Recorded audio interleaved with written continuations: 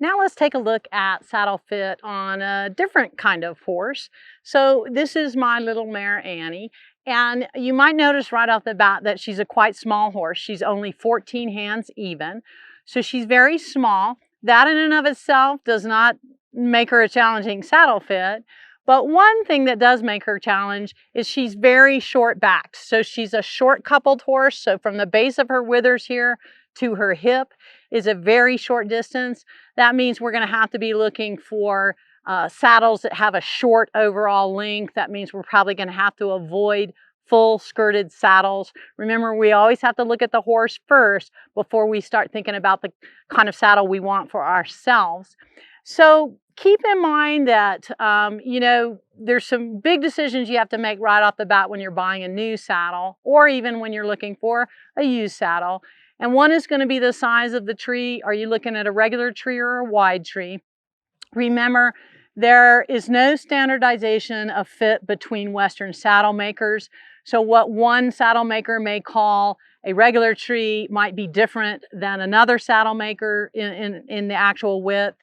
Also, when we look at different styles of saddles, different styles of trees, make sure that you're comparing apples to apples and don't get too stuck on the actual tree size. But when you're trying to determine that tree size for the horse, remember, it's just the first 8 inches that we're talking about from the withers down and how quickly the horse gets thick. Is he shark fin in the withers, or is he rounded and thick in the withers? This horse, you can see, much different from the other horse. She has very low withers, almost no withers. Her shoulder, she gets real thick here. So from the top of the shoulders to the greatest thickness in her shoulders is just this short amount of distance from here to here. So she's mutton withered, she's thick in the shoulders, and she's short coupled. These are all going to be determining factors about the saddle that we choose for her. So when you're choosing tree size, nobody can tell you what's going to work for your horse over the phone. Sometimes the only way to know is to actually try the saddle on the horse.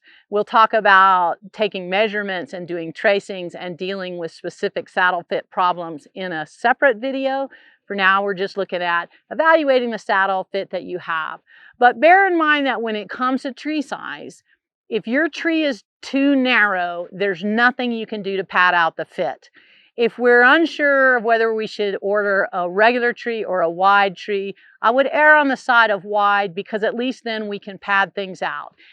It would be like if you bought a pair of shoes too small and then try to put on an extra pair of socks. It only makes those saddle fit problems worse. One more thing to keep in mind in terms of your tree size is that a pinching tree is not always a tree that's too narrow. Sometimes a tree that's too wide will hit the horse at the wrong place on his back, and so it appears to be pinching the horse, when actually what that horse needed was a little bit narrow tree, so that tree sits up higher on the horse's back. So don't get stuck on any one thing. There's many, many factors involved in saddle fit. So also, keep in mind that whether you go wide or regular tree doesn't really have to do with the size of the horse. You could have a big, giant horse, even a draft cross, still going in a regular tree. You could have a much, much smaller horse going in a wide tree. Again, it's just about how quickly the horse gets thick in the withers. So, and that's not necessarily relative to how tall the horse is or how big he is in the rest of his body. So just for the sake of comparison, I have got, we know we want a rounded skirt saddle on this horse because she's so short backed, but I've got a rounded skirt saddle here, but this is actually a wide tree, and I just want to show you the difference in fit. So I'm going to just set this tree up on her, set the saddle up on her with no pad. And again, there's the 5 areas of fit: the wither, the shoulders, feeling under here, looking at the hip, and looking at the back of the horse. Now, I can tell you right off the bat that everything's fine back here. I think this saddle may be making okay contact on the bars. But what we see here In the front is a gullet that is much too wide for this horse.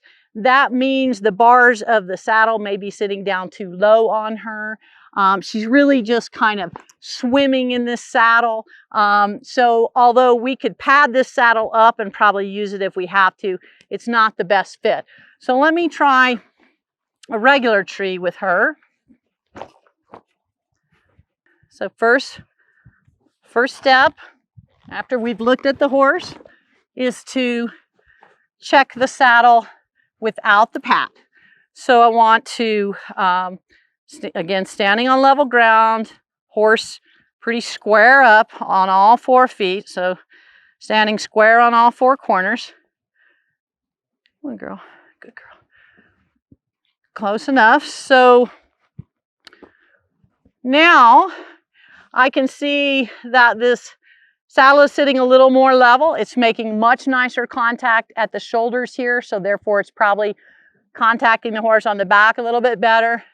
So we got plenty of clearance in the withers. I can feel the top of her shoulder blade is right about here, the pocket's here, so I can reach under there and feel that that forward point of the tree is sitting nicely in the pocket, not interfering with the shoulder. Flip that stirrup up and reach underneath. I'll put some downward pressure on the saddle as I just work my fingers to the back, and I'm looking for, again, pressure points or gaps of pressure. Either one of them could be a problem. That all feels pretty good to me. I've got a nice angle of the saddle here, and the angle of the horse's back at the coupling is matching just perfectly. There's no chance of any pressure getting onto her spine here. And then the final thing we're looking at is the point of hip on the horse and the back edge of the saddle to make sure this horse can bend and turn and coil her body without running into her hip here. You can see that even with this short saddle with a rounded skirt, her hip bone is still pretty close, much closer than the other horse in the full skirted saddle. So that's probably an indication that this horse is going to always need a rounded skirt or a saddle that's short in overall length. So that looks pretty good to me. So I'll just try it now with the pad. And finally, I've got the pad, saddle, and cinch. So I've got the saddle, the horse all saddled, ready for a ride. And I just want to check that fit one more time now that we've got the pad and cinch. So again, the 5 areas we're going to check. I've got plenty of clearance over the withers. I can actually get my entire arm in there. That would allow me to pull the pad well up into the gullet, create an airspace over the withers. This will really help on a mutton withered horse like this. It'll help keep the saddle from rolling. Secondly, checking the angle of the shoulders and how that tree sits at just behind the shoulder of the horse, feeling good contact there in the pocket. I want to check underneath the bars. Just run my hand. I've got plenty of downward pressure on the saddle now because the cinch is tight.